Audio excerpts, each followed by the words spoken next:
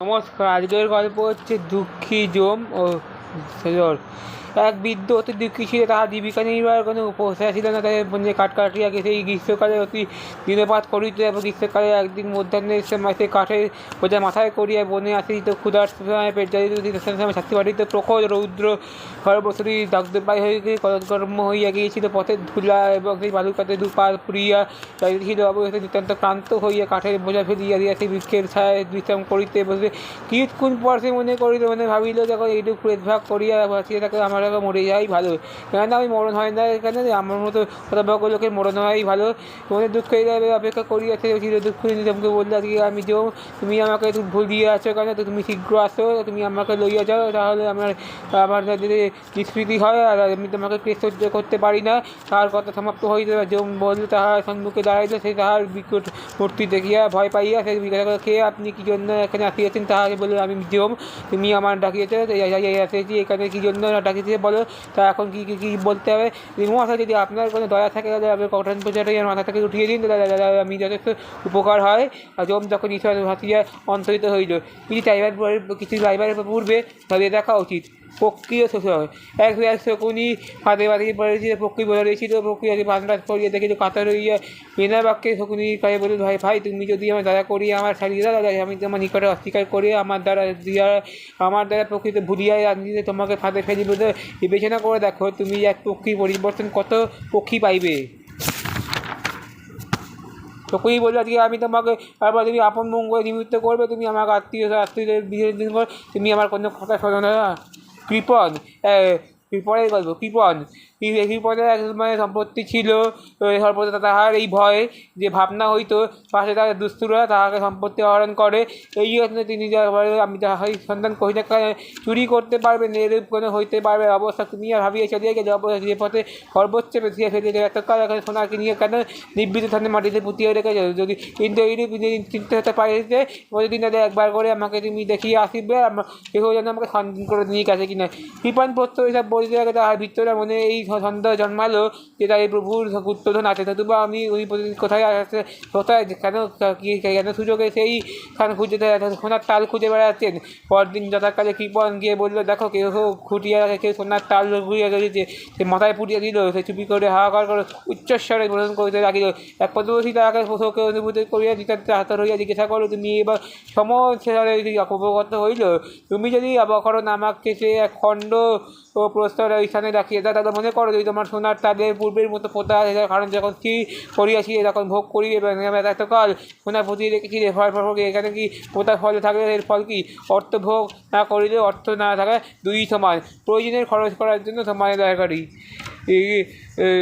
সিংহ ভাল্লুক। কোনো মৃত হরিণ পতিত দেখি সিংহ ভাল্লুক উভয়ের মধ্যে কইতে লাগিল, আমার হরিণচক্র ক্রমে আমার বিপদক হইয়াছে। আমি যখন উপস্থিত হয়ে গেছি, অনেকক্ষণ যুদ্ধ হওয়ায় উভয় ক্লান্ত হইয়া নির্জীব হইয়া পড়িল, আর উভয়ের ক্ষমতা রইল না।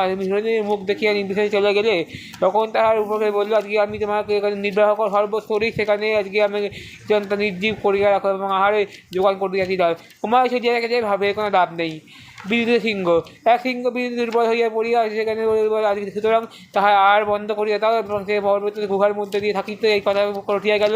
সিংহের অতিশয় বিরোধিতা করলো, কেন আজ পরে তুমি আমাকে সেই সংবাদ নিকটস্থ পশুদের মধ্যে প্রচারিত করিল। তারপরে একাকে বললো, তুমি আমাকে সিদ্ধান্ত নিশ্চয় হইয়া রয়েছে, কেন কেন পশু আমাকে যায় এবং সেখানে ঘাড়ে নিঃশ্বাস ফেলে, আমি তা হার করি। সিংহ এবং বৃষ। তিন বিষয় পরস্পর অতিশয় সম্পত্তি ছিল। মারছিল সিংহ ইচ্ছা করিত তিনটে বিষ করিয়া মাংস ভক্ষণ করিবে, কিন্তু উহার বলবান সে একত্র থাকিতে পারিবে। সে আজকে আমি সে পারবো না, যদি মনে মনে বিবেচনা করলো তাহা বিতর্কভাবে ছেড়ে এমন কোনো উপায় যে করি যদি তোমার কৌশল করি। উহাদের মধ্যে এমন ঘটনা পড়ে তিনের অপেক্ষা পরস্পর দেখা দেখি ঘরে আমি তাহার পরস্পর দূরে থাকতে আরম্ভ করলে সেই সুযোগে একেবারে তিনের প্রাণ সংসার ইচ্ছে মতো হার করে বন্ধুদের পরস্পর বিরোধিতা করা আনন্দের এই সময় নিমিত্ত। সারস এবং একই ঠিক আছে বললো, আজকে আমি বললো কাল তোমাকে তোমার আদায় আমি তোমাকে নিয়ে যাবো। এবং শরৎ বললো আজকে পরদিন যথাকালে ঠিক আছে উপস্থিত হয়ে উপহাস করিয়া বললো আমাকে অবরোধ করবে, তুমি ঠিক আছে তুমি তোমার আয়োজন করো এবং সেখানে কিছু ঝোল ঢালিয়ে রাখো। শরৎ বললো আপনি আহার করিবেন, তাতে ঠিক আছে দ্বারা জীব বলার আপনাকে খালিয়া চাটিয়া খাইতে হইবে এবং স্থির করবেন প্রবেশ করিয়া দাও। সরু সরু লম্বা কিছুই আর চুপ করিয়া বসিয়া থাকলে আমি তাই বসিয়াবার সময় পাই নাই, ক্ষুদা ছিল তাই জন্য সেই ডুবি রইল, কিছু মতো নিযুক্ত হইল না।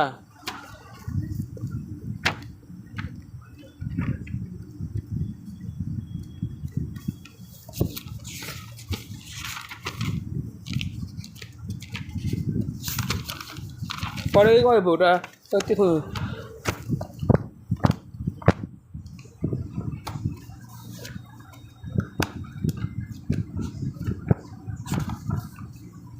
বিষ্ণু শর্মার প্রতিজ্ঞা।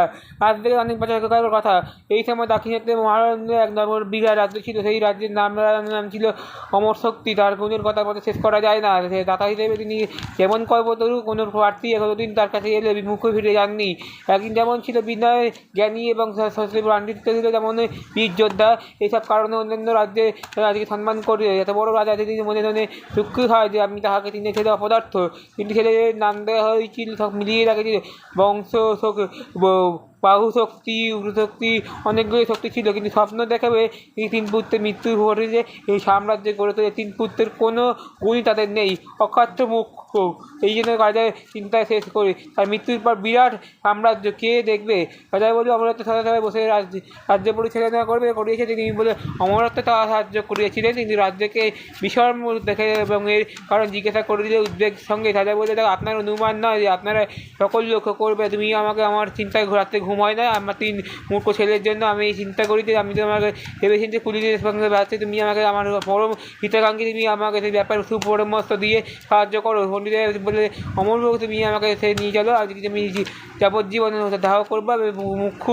মুখ্য পুত্রের চেয়ে কোনো যদি পুত্র জন্মে আজকে ভালোই হয়, কম যদি হয় মূর্খ হয় বেঁচে থাকবে আজীবন দুঃখ করে। আমি এইরকম সবাই পাঁচটা পণ্ডিত আছে, তোমাকে তাদের কাছে আবেদন করবো এবং এই বিষয় করবো। এবার থেকে আমি আপনাদের মধ্যে কেউ একদিন আমাকে এই তিনটি পুত্রকে মানুষের মতো মানুষ করিয়ে তুলতে পারবে না, বন্ধুদের বলে সম্মিলিত করবে, তারা তিনি বলতে চান।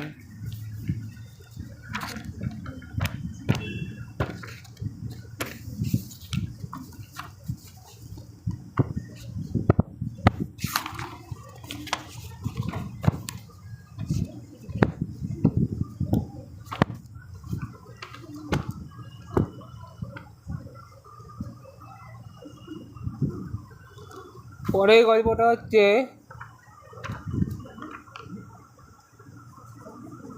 অকৃতনের যুবক। পুরাকালে ব্রাহ্মণ ছিলেন, বারাণসী রাজা বোধহতে নামে চণ্ডাল রাজা জন্মেছিলেন। নগরে যাইবার সময় তিনি বললেন সঙ্গে থাকুন এবং তিনি আম গাছে আম ফল লাগাবেন, আর তিনি আমের শত শখ আম বাড়াবেন, সেখানে নতুন করে পাতা গজাইবে। আর আজকে আমি তাকে সমস্ত আমি বড় হয় পেকে উঠবে, আমি তা করতে বললে যে পাকা আম আমি করতে পড়ে গেলে সেই আম যদি মধুর মিষ্টি হয় তবে মনে করবে যে স্বর্গের দেবতারা আমার আম খেতে দিয়েছে, তারা ভবিষ্যতে সেই আম ঘুরিয়ে তুমি আমাকে ভিক্ষায় করবে। এই সংসার চলিতে থাকে। একদিন বিদ্যুৎ বললে আমি দুর্দর্শন যুবক, তুমি তা করে তোদের আচার্য সকল বিদ্যায় পারদর্শী যুবক বলে আজকে আমি চন্দ্র, তুমি আমাকে যুবক, তুমি সেই গ্রামে চঞ্চল, তুমি সেই মন্ত্র বলে অকালে গাছে ফলন করবে, অকালে যেমন আম ফলনে সে যুবক বললো আজকে আমি অধিসত্ত্বের বাড়ি যাবো। সে বললো তার বাড়ি তার স্ত্রীকে প্রতিদিন কাঠকাঠিতে ধান করে জাল ভক্ত নদী থেকে জল নিতে খুব চেষ্টা করিতে লাগার, গুরুর কাছে মন জয় করতে পারলো না। এইসব ভেবে স্ত্রীকে বললেন দেখো যুবক আমার কাছে মন্ত্র শেখায়, কিন্তু যাদের পরিশ্রম করেছে ছেলেরা আসলে অসুস্থ মোর মন্ত্র আছে। একদিন অধিসত্ত্ব বললো আজকে আমি ছেলে হয় যুবক, যখন ছেলে বললো যে তুমি তোমাকে প্রাণপণে সেবা করেছে, এত বড় সত্যি খুবই খারাপ, আমি তোমাকে অনুরোধ করবো যুবকের মন্ত্রটা শিখিয়ে দেবে। সেই অনুরোধ বললো আজকে আমি শিখিয়ে দেবে। তারপর বললে দেখো বস্ত, তুমি আমার মন্ত্রটি খুব মূল্যবান, তুমি আমার সাথে অনেক অর্থ আয় সমান পাবে, তুমি আমাকে একটা কথা দাও, তুমি যদি আমার সাথে কোনো শিখিয়ে যাও তাহলে কোনো ভুলিয়াও আমাকে গোপন করো না। সন্ধ্যা বললো আজকে যদি তুমি আমাকে গুরুর নাম বলো, তার নাম বললো আজকে আমি তোমাকে ছেড়ে দেবো, যাবো, আর আমি তোমার কোনো ফলো দেবো না। যুবক বললো আজকে আমি গুরুদেব, আমি ভগবানের নামে প্রতিজ্ঞা করেছি আপনার কথা কিছুতেই দুঃখবো না। পরিষদটা বলে আস্তে আস্তে দিচ্ছি, যুবক তাকে বললো যে প্রণাম করে বারাণসীর দিকে যাত্রা করলো। সেখানে বললো আজ বেঁচে বহুদিনের মধ্যে আমি এখানে যুবক হবো। আমি একদিন রাজার চাকর হইয়া যুবকের কাছে আমি আম কিনে রাজাকে খাওয়াতে, এমন সময় সে রাজা জীবন কাটাননি, সুখে চাকর কাটিয়েছি যে জীবন, কিন্তু তার কাছে থেকে তুমি আমাকে আম চাই আনলে। মহারাজা বলে আমি এইরকম যুবক রোজ এখানে আম খেতে আসে। এখানে বলে আমি আমার মনের মতো কোনো কিছু পাচ্ছি না, যে আজকে আমি তাকে আম খেয়ে খাওয়ালাম। এটা বলে ওই প্রতিশোধ যুবক যদি আমার কাছে নিয়ে যেত আমি ওই সব আম কিনবো, যা করতে বলছি যদি আজকে আমি যদি তাদের কাছে কোনো প্রাপ্ত সরি, আর আমি তোমাকে একজন থেকে বলছি আজকে আমি ওই তুমি যখন মিষ্টি আম কোথায় পাবে, তুমি আম ফলাবার জন্য কোনো তোমার মন্ত্র জানো? যুবক বলে আজকে আমি ঠিকই বলেছো, আমি একটা মন্ত্র জানি, সাহায্য করলে আম গাছে আম ফলানো যায়, আর আমি নিজের চোখে মন্ত্রটা দেখতে চাই, আর তুমি আমার সাথে আম বাগানে এসো। নিজের মন্ত্রটা যুবক বললো আজকে আমি আম বাগানে এসে উপস্থিত হলে সেখানে গিয়ে একটি গাছে আজকে বিশেষক্ষণের আগেই এর মধ্যে সেই আম খেয়ে একটা খুশি হলেন। তারপর যুবককে জিজ্ঞাসা করে তুমি কে কী শিখেছো এর কাছে? বলে আদের মুখে যুবকের কাছে ভাবলো যে ভালোভাবে আয়ত্ত করতে পারি কখনো আমার ভুল হবে না। সে আমি যখন বললাম আমি তখনই আচার্যের কাছে গিয়ে বলতে তুমি আমাকে দেখিয়েছো। কিছুদিন পরের কথা বলে আজকে আমি তোমার যুবক নিয়ে আম বাগানে গিয়ে বলতে আমাকে আম খেতে বলছো কেন? তুমি যদি আম ফলাও পুজো করে আমি তোমাকে সে পারবো না, তুমি আমাকে মনে এমন ভুল ভাবছো কাছে, তুমি তোমার মনে পড়বে গুরুর কাছে পাওয়া যায় এই অবস্থা। রাজার মাথা হেড করে বললে কি আম কেন আর নিকটে সুপদিন নয়, তুমি আমাকে নিয়ে যেয়ে না। রাজা বললে আজকে আমি পারবো না। যুবক বললো আজকে আমি পারবো না। তারপর দূর করে বলে আমি তোমার মুখের কোনো উত্তর দেবো, যেমন মূল্যবান শেখাতে যাত্রী যায়, তুমি তোমার অপরের জমি তুমি বারাণসীতে থাকো, আর তুমি দেখাতে চন্দ্র বলতে বললো আজকে আমি মন্ত্র শেখাতে রাজি হলাম। চন্দ্র বললো আজকে আমি রাজার বিনয় অবস্থিতে আত্মহত্যা করলাম।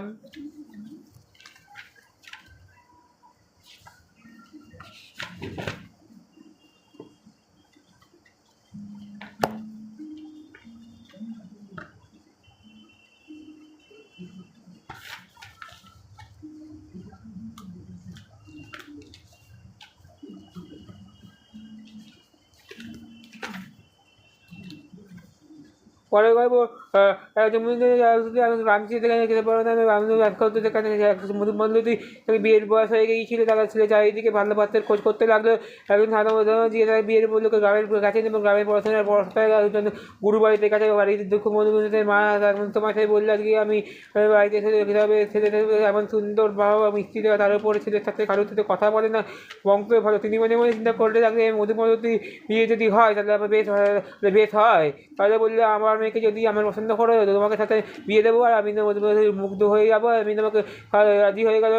এর কিছু সম্বন্ধটা পাকা হয়, আর কিছুদিন পর তুমি মধুমালতীর সাথে বিয়ে দেবে, এবং তারপর সেই তোমার এরকম করে আসবে। তার বামন মধ্যে পাত্র ছিল, তার গুণে বিদ্যায় বুদ্ধিতে বংশমর্যাদায় সমান, কেউ সমস্যায় পড়লেন। তিনি চিন্তা করতে লাগলেন। এমন সময় সে বলল যে ওগো তুমি কী চিন্তা করছো? এদিকে সাপের কামড়াতে মধুমতি প্রাণ যায়।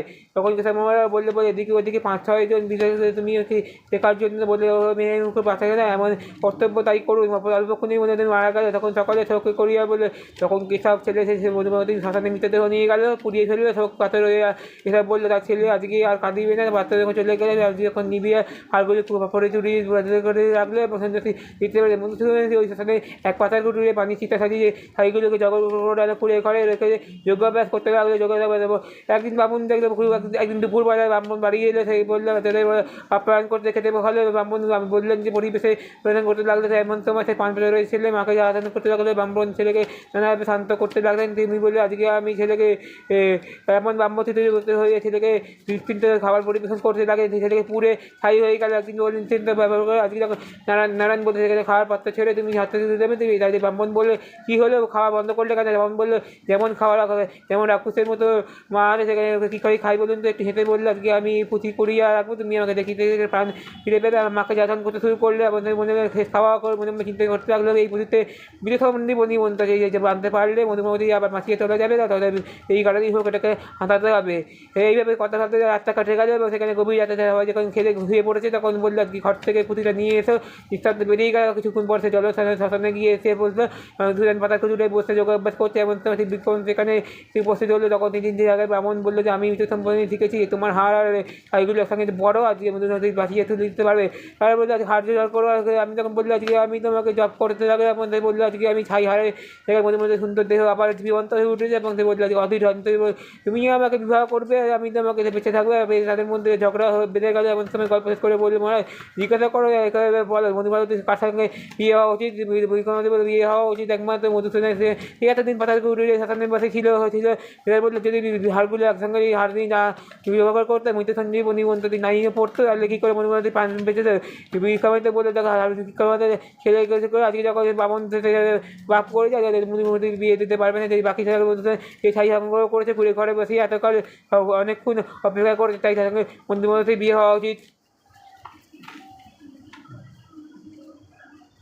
চতুর্থ গল্প সেখানে একটা অনঙ্গজনের রাজা শ্রীরামণি একটা সুখ পাখি আশ্চর্য সুখ পাখি ছিল, রাজার নাম করতে পারবে থাকতে তাদের গুণের অন্ত ছিল না। সেই অতীত বর্তমানে এবং সঠিকভাবে এবার একদিন জিজ্ঞাসা করে তুমি আমাকে যতকালে দিনকালের কথা বলতে জানো। বলে আমার সাথে কারোর সাথে কারোর বিয়ে হবে বলে তো শ্রীরামণি বলে মহারাজ মগধের রাজা ব্রিটিশের নামে সুন্দর সুলক্ষণা পাত্রী কন্যা যে তার সঙ্গে অপরাধে বিয়ে হবে, তুমি আমাকে চন্দ্রবতী তা তুমি কথাগুলি বলবে, তুমি আমাকে এই বিষয়ে বলবে আজকে আমি চন্দ্রবতী তাই বলে এক কথা বলে রাজা বুদ্ধিমান বলে মনে করে বিয়েটা পাকা করা সম্ভব করতে যায়। এদিকে চন্দ্রপতি আজকে শাড়ি দিয়ে বললো কথা বলতে পারো। চন্দ্রপতি বললো শাড়িকে জিজ্ঞাসা করো শাড়ি বলো তো তোমার মনের মধ্যে পাত্র কোথায় আছে।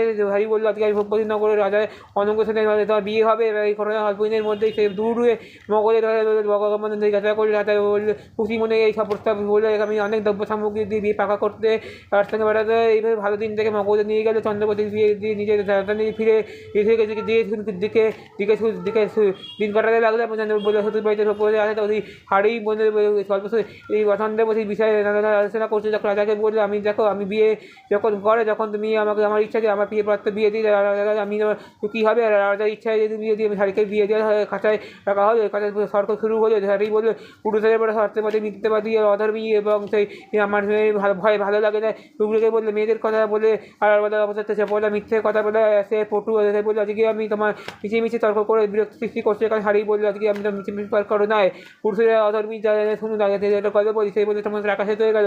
ইসলামপুরে একটা বণিক ছিল, সেই বলে বিয়ের পর সন্তানের টাকা দিকে দিন কাটাতে লাগলো। আজকে বিয়ের বয়স হয়ে গিয়েছিল, সাধারণত সীমা রইল না। এমন তো আমাদের মানুষ করতে লাগিয়ে দিল। 5 বছরের বয়সে লেখাপড়া ছেড়ে দিল। একেবারে লেখাপড়া ছেড়ে দিয়ে লেখাপড়া করতে না। লেখাপড়া মোটেই অভাব ছিল, কোনো মনোযোগিতা নেই। ছোটোবেলা থেকে লেখাপড়া করতো না, লেখাপড়ার সঙ্গে অমনোযোগিতা বদ অভ্যস্ত ছিল, মুখে খারাপ কথা বলতো আর বয়স বাড়ার সঙ্গে সঙ্গে দোষগুলি তার বাড়তে লাগলো। যত সময় মৃত্যু হলো এবং সেই মৃত্যু সে অতুল ঐশ্বর্য হাতে সে পড়লো। সে বললো আজকে আমি এবার টাকা হচ্ছে কিন্তু পছন্দ কিছুই হচ্ছে না। এইভাবে চললে তাদের একদিন ফকির হয় বলে আজকে আমি যখন পড়লো সব টাকা শেষ হয়ে গেলে তার এই অবস্থায় ইসলামপুর ত্যাগ করে রাস্তায় ঘুরতে ঘুরতে একদিন চন্দ্রপুরে তাকে বাবা তুমি হমকণ্ডে তাকে গিয়ে বললো তোমাকে আজকে জাহাজ দিয়ে সিংহাসনে দ্বীপে বাণিজ্য করতেই যাচ্ছিলাম, হঠাৎ এবার বলে দেখলাম তুমি আমাকে ডুবে কোনো প্রকারে কাঠে সম্বল করে ঢেউয়ের সঙ্গে নিয়ে বললে, তাই ভাগ্য সহায় যে কোনো রকম প্রাণে বেঁচে যাই। এই সময় বলো আমি কয়েক ফোঁটা চোখের জল ফেলবো। সব ঘটনা শুনে হেমকুণ্ড মারা গেল এবং তিনি পরমানন্দ নিজের কাছে রেখে দিলেন এবং হেমকুণ্ড একদিন মনে মনে বললেন যে তোমার রত্নাবলীর সঙ্গে সুপাত্রের কোনো অনেক দিন ধরে খোঁজাখুঁজি চলছে কিন্তু মনের মতো পাত্র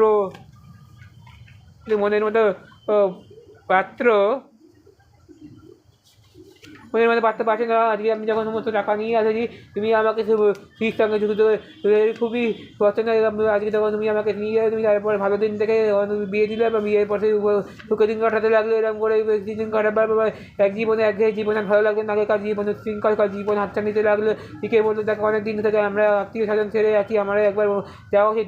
তুমি যে বাবা আমাকে যা করো তুমি ঝেম করতে বললো আজকে আমি চলো যাওয়া উচিত। তুমি জামাই জীবন থাকে না, তুমি আশা করো ঠিক করবে। রাজা বলে তুমি শুভদিন দেখে তুমি জামাইকে বিদায় করো। আমি বিয়ের সঙ্গে অনেক অর্থ উপার্জন করে বিয়েটা পাকা পাকা চলার পরে রজনীকে বলতে থাকো এই বোনের দয়া এখানে দস্তুর ভয় আছে, ফলন করে নিরাপদ নয়। তুমি আমাকে এখানে বেঁধে হেঁটে নিয়ে যাই আজকে পুটলি বেঁধে রেখে দাও। আমি গরিবের বেশি দস্তুরা আমাকে সন্দেহ করছে, শহরে আবার সব অলঙ্কার নেবে বলে আমি অলঙ্কার দিলে তারপরে বললো লোকজন পালিয়ে গেলে বিদায় করে গভীর বনের দিকে নিয়ে যেতে বনে মানে কুয়োর রত্নাগার ফেলে দিলে সমস্ত দিকে অলঙ্কার ধনরত্ন দিয়ে বলে গেলে রত্নাবতী বলছে কুয়োর ধারে পড়ে আছে। সে বললো আজকে আমি চিৎকার করে কাঁদতে লাগলে একদিন বললো আজকে আমি চিৎকার করে কাঁদতে লাগছে না কান্না শুনতে বড় থেকে বললো তুমি কি অনেক কষ্ট করেছো কুয়োয় তুলে আনতে জিজ্ঞাসা করো তুমি কে এই ভয়ঙ্কর জন্য তুমি কি একে কী করেছো ওই বলে গোপন কথা তুমি আমাকে আমার সে বলে আজকে রত্ন বলে যাচ্ছিলাম কিন্তু আমার আসবার কথায় দোষী ছিল সে বলে আমি কুয়োর মধ্যে ফেলে রেখেছি তাই আমি কি আর মারতে চাইবে না সেই বললো আজকে আমি লোকের মনে দুঃখ হলে যেমন লোকের তার মধ্যে মরে গেল সে বললো আজকে প্রকৃত ঘটনা শুনবার পরে মাকে বললো আজকে আমি জামাইয়ের ভাগ্যে কী করে চিন্তা করো জামাই বলে আজকে তুমি আবার সে বলে অলঙ্কার এইদিকে তুমি আমাকে সেই সঙ্গে জুয়ার মধ্যে অল্প দিনের মধ্যেই শেষ করে ফেললে তার মধ্যে শ্বশুর বাড়িতে গিয়ে অর্থ দিয়ে জিজ্ঞেস করলো তুমি তার প্রতি যে ব্যবহার করেছো বাড়বে এই মনে মনে কুপান্ন পেটে একদিন শ্বশুর বাড়িতে নিয়ে প্রথমে দেখা হয়ে গেল সন্ধ্যামতির সঙ্গে স্বপ্ন ভাবতে শুরু করে কি আর বেঁচে আছে সেই মুখে উঠে বলে তুমি কি ভেবে আমার বাড়িতে কেউ প্রকৃত ঘটনা জানে না আমি সকলের জন্য দস্যুর আমার সব গয়নাপত্র নিয়ে আমাকে কুয়োর জলে ফেলে দিচ্ছি আর তুমি আমার জন্য চিন্তায় আছেন তুমি আমাকে খুশি করে তুমি আমাকে আবার ছেলে ফেলে দাও না সেই সঙ্গে আজকে আমি এতদিন ভেবে পড়েছি আমি শ্বশুর বাড়িতে দুজনের প্রভু আনন্দিত হলে জামাইয়ের ঘরে বাড়িতে মানে উৎসব ধুম লেগে গেলে তার সঙ্গে ঘুমন্ত স্ত্রীকে হত্যা করা তারপরে সে বললো গল্প শেষ করে বলতে পারবে এবার এবার বললাম যা নিজের চোখে দেখা এবং যা পুরুষের উপর অত্যাচার করে যা অবিস্তার জন্মেছে আমার তাই আজকে আমি তোমাকে চূড়ামণি একবার তুমি বলো তুমি আমার মেয়েদের উপর বিরক্ত হচ্ছে কারণ তাকে বলতে গল্প শুরু করলো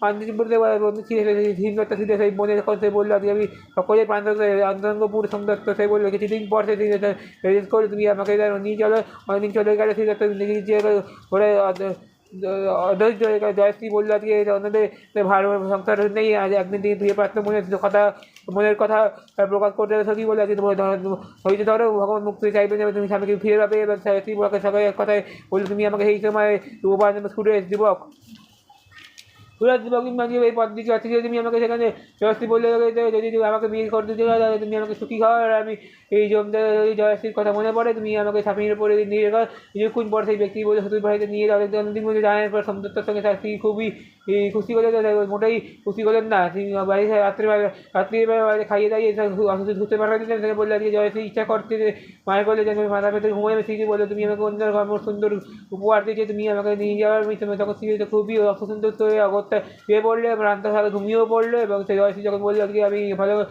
আমি রাতে গভীর রাতে বেরিয়ে পড়লে সেই সময় লুক্ষণ ছিল সেই রাতে আমি গয়না পড়ে লোককে বেরোতে দেখে সেই পিছিয়ে নিল জয়শ্রী বললো জয়শ্রী অদস্য বাড়ি হয়ে গেল তুমি আমাকে সেদিন রাত্রিবেলা শুয়ে যুবককে অদস্যের পরে তুমি আমাকে কামড়িয়ে দিলে সে মরে গেছে সেই বললো মৃতদেহ পাশেই পড়ে আছে তুমি আমাকে যদি ঘুরতে ধরে তাই আমার এক সমস্ত থেকে এর ওপরে নিয়ে মনে মনে বললে আমি তোমার মেয়েকে উপযুক্ত শাস্তি দেওয়া হবে সেই যুবকের মৃতদেহ জয়শ্রী নাকের ওপরে ফাঁসটা সরিয়ে দিলে গাছ দিয়ে গিয়ে বিরল এমন রাজ্যের ব্যাপার দেখে তো কিছুক্ষণ বলতে পারলো না তুমি আমাকে মিটাই তারপরে আমি সমস্ত ঘটনা বললো তুমি সঙ্গী বলে তুমি আমাকে যাতে কী হবে এই রাস্তার কী বলো তুমি আমাকে স্বামীকে উপস্থিত করো তুমি এই শঙ্করে আমার মৃত্যু ছাড়া আর আমার পথ নেই তুমি আমাকে বিষয়তায় বান করে আমি খুবই বিপদের উপর উদ্ধার পাই এই বলে কপাল চাপড়াতে লাগলে শুনে জয়শ্রী বললো আজকে তুমি জয়শ্রী বললো আমি একটা ভালো উপায় বই করে তুমি ভেবে দেখো তুমি আমাকে অবস্থায় যদি চুক্তি করে কাঁদতে আরম্ভ করে আমার কান্না শুনে তুমি আমাকে এই কারণে জিজ্ঞাসা করবে আমার স্বামী অপরাধে অন্ধ করবে আমি আমাকে মেরে রেখেছে নাতনি নরকর নাকের জায়গায় ভরে রেখেছে জয়শ্রী বললো কি আমি তুমি আমাকে সে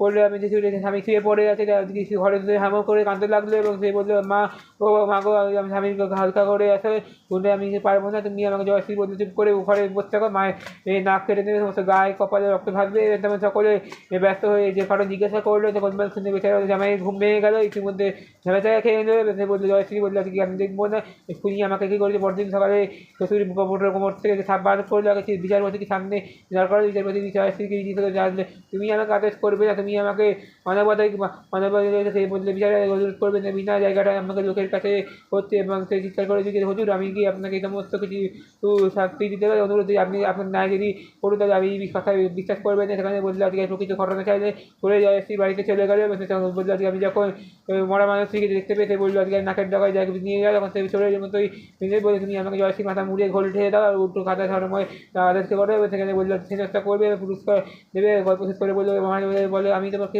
পছন্দ করি। গল্প শেষ করে বললো বলে জিজ্ঞাসা করো তুমি কে বলে কে খারাপ বললো আজকে আমি বলি তুমি আমার সম্মান আর কাছ থেকে তুই শ্মশানে নিয়ে গেলে এবং দিয়ে দিলে সত্যি বলে নিয়ে গেলে এবং ভালো আবার চলতে লাগলে বেতন তার পঞ্চম গল্প আরম্ভ করলো।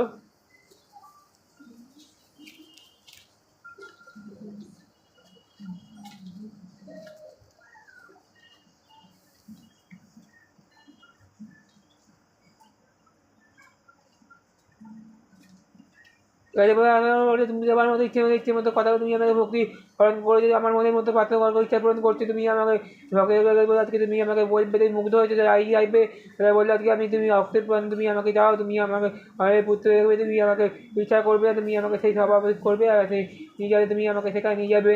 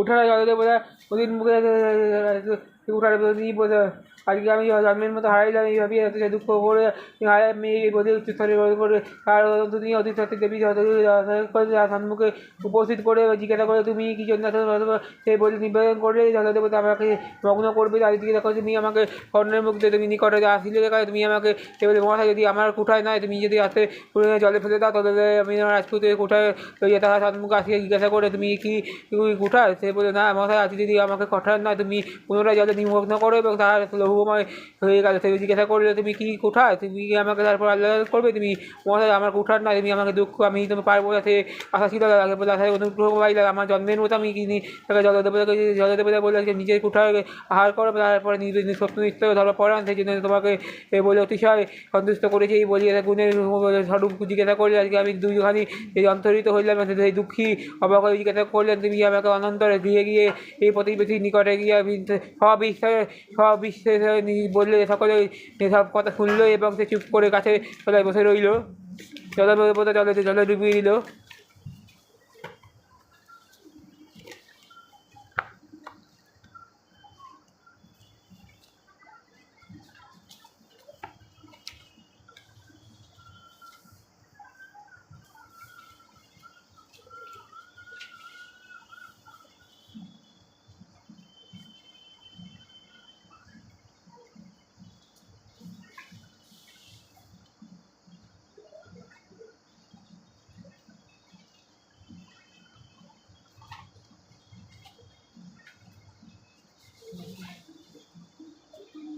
যেখানে বারাণসী নামে ছিল, তার মধ্যে আজকে আমি ছিল ভদ্রমুখ ছিল, মধ্যে ছিল ভদ্রমুখ তারা ভালোবাসা একদিন মন্ত্রীপুত্রকে গভীর বনে জিজ্ঞাসা করতে লাগলো।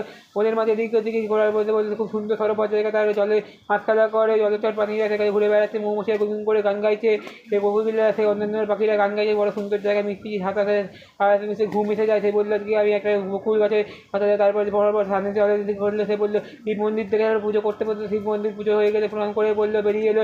সে দেখলে আজকে আমি সকুচের সাথে স্নান করছি, আর আমি সেই গাছে দেখা ভালো করে মুগ্ধ হলে, তারপর নিজের করে আজকে আমি যখন উত্তর খুব খুশি হয়ে তুমি ফোনে কানে পড়লে, তারপর নাকে ফাটলে, তারপর মাটিতে ফেলে দিলে, যাওয়ার সময় বলে গেল নিজের বুকে রাখলে, তারপর সেই হলে গেল মাথা মুন্ডু কিছু বুঝতে পারলে, এবং রাজপুত্রকে তার বড় ভালো লাগলো, এবং বন্ধু তার সাথে দেখা সব কথা বুঝলে বলতে সব কথা শুনেতে বললো। তাড়াতাড়ি রাজপুত্রে নিয়ে এলে বাড়ি ফিরে এসে সবসময় মনমরা হয়ে থাকতো, কারোর সাথে কোনো কথাবার্তা বলতো না, কোনো কিছু করে খাওয়া দাওয়া করতো না, এবং সে মতো খারাপ হতে লাগলে এমন বলে মধ্যপুত্রকে বলে চিৎকার করে। সে একদিন জিজ্ঞাসা করলো তুমি আমাকে হঠাৎ কী পরিবর্তনের কারণটা কি? আমি তোমার বললে আজকে আমি যে কারণটা হচ্ছে প্রাণ ত্যাগ করবো, আমি তোমাকে সারার সময় যদি তোমাকে কি বলে গেছে বলছি বজ্রম করে পদ্ম ফুল লেগে গেছে, বলে আজকে চিন্তা করো, তাহলে আমি সবই শোনে গেছে ধর্ষণের কোনো মাথা থেকে ভুলটা কানে পড়ার মানে না করে রাখা, দাঁতে কাটার মানে রাজার পাশে মাটিতে থাকতে চায়, আর তার মধ্যে আগে কিছু পরে বলে আমাদের বিয়ে করতে চায়। সে বলে তুমি এটা সবই সহজের কথা যদি না বুঝতে পারো তাহলে আর কী বলবো, আজকে ভুললো না। তুমি আমাকে সে বললো ঘুরে তুমি ঘোড়া থেকে নামো, এবং সে বললো বুড়িমা আমার আগে একটা শুরু করতে এসেছি, আমার খারাপ জায়গায় দিতে পারো। সে বললো আজকে আমি যার বললো আজকে আমি বুড়ি খুব ভালো লাগতো, সে বললো বাচ্চায় আমি তোমাকে যত ইচ্ছা থাকতে পারো, রাখতে রাখতে পারি দিতে আমাদের। সে বললো আজকে রাজবাড়িতে চাকর করে রাখবো, আজকে আমি সে বললো ঠাইমা ছিল, সেই রাজবাড়িতে তাকে খুব ভালোবাসিত, রাজা একবার করে রাজবাড়িতে যায়, এবং সেখানে পদ্মাবতীর সঙ্গে বিয়ে করতে লাগলো।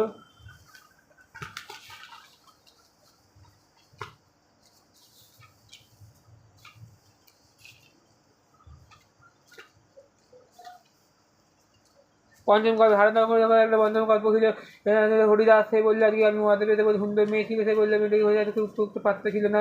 মহাদেব যখন বললো আজকে বিয়ের জন্য সে পাত্র খুঁজে বেড়াতে বলে আগে চলো আজকে অনেক লোকের সঙ্গে দেখা হয়ে যাবে, সমস্ত রকমের কথা আছে। হরিদাস বললে দেখো তুমি আমাকে এই পাত্রের মনের মধ্যে পাত্র জোগাড় করে একদিন রাজা বললো হরিদাস সেটাকে বললেন দেখো দক্ষিণ বংশে হরিশ্চন্দ্র নামে একজন রাজার পরম বন্ধু ছিল।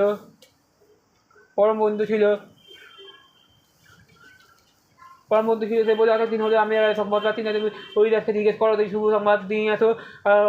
রাজা বলে হরিশ্চন্দ্র দুটো সে শুভ সংবাদ শুনে বললো অনুষ্ঠিত হলো, বলে আজকে আমি কিন্তু সে যেতে পারবো না। একদিন হরিদাসকে বললেন দেখো তুমি আমাকে বলে কিছু চাইবার পূর্বে হরিদাসকে অবাক হয়ে গেল, সে বলে তোমার কী বলার আছে বলো, তুমি আমাকে কী আশা করতে পারো তো বলে আমি তুমি আমাকে পরম সুন্দর জায়গায় তুমি কি আমাকে বিয়ে করতে চাও, তুমি আমার সঙ্গে বিয়ে দেওয়া। হরিদাস বলে তুমি ইচ্ছা রাখতে সমস্ত বিদ্যা পারদর্শী এবং সাধারণ সম্পন্ন হবে, তুমি বিয়ে দেবে। তুমি আমি যখন সেই ছোটোবেলায় সমস্ত কিছু রপ্ত করে আমি এখানে সাহায্য করতে পারি না, তুমি এক বছর সময় লাগবে, কত সময় লাগবে, তুমি অল্প সময় এর মধ্যে চলে যাবে চলে যায়।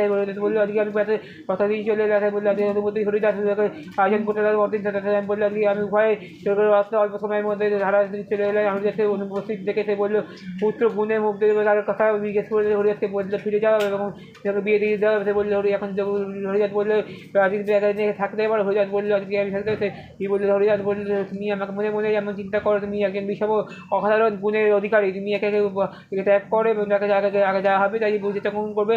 আর তুমি আমাকে সকলে নিয়ে গেলে, তুমি আমাকে পরিবেশ করলে, তুমি বুদ্ধের ঘটনা পরিবেশ করলো। এর মধ্যে সবচেয়ে সমাজের আদর্শ এবং কে কে বর্তমানে বলতে পারে এবার বৃন্দাবন বন্ধুদের কাছে, সেখানে আজকে আমি অন্যদের কাছে বললে কেমন করিয়া না তুমি আমাকে সকলে লক্ষ্য করো, তুমি বলো আজকে আমি তোমাকে সেই কিছুদিনের মধ্যে চিন্তা দেয়, আর আজকে আমার ঘোরা হতে যে আমি সেখানে অত যদি অল্প সময়ের মধ্যে সেখানে পৌঁছে যেতে পারবো। যখন সময় নষ্ট না করে আমি অর্থে দিয়ে বৃন্দাবন পথে চলে যাবো, সেই বধ করে আমাদেরকে নিয়ে পেয়ে বিদ্যা থেকে প্রতিদিন পারতে পারে। আজকে আমি যখন 3বারে বিদ্যায় করেছি, আজকে আমি তো এসেছি বয়স করে জিজ্ঞাসা করলে বলে তো নিজেদের মধ্যে কে মহাদেবের যোগ্য, মহাদেবীর যোগ্যতে বললো আজকে আমি ব্রাহ্মণ পুত্র মহাদেবকে এনেছি, তুমি আমাকে বের করে তিনি সোপান, কিন্তু কেউ আর পারবে না। তুমি আমার মহাদেবকে বললো ভিকারি দিয়ে মহাদেবকে পাওয়া যায়, তুমি গুণের অধিকারী নেই এবং চিন্তা করে 3 দিনের মধ্যে মহাদেব রাজি তখন সে বললো আজকে মিটিং করেছি তাদের ভেতরে করে রেখেছে, আমি তাদের জিনিস বিরাট বলে গল্প শেষ করলো।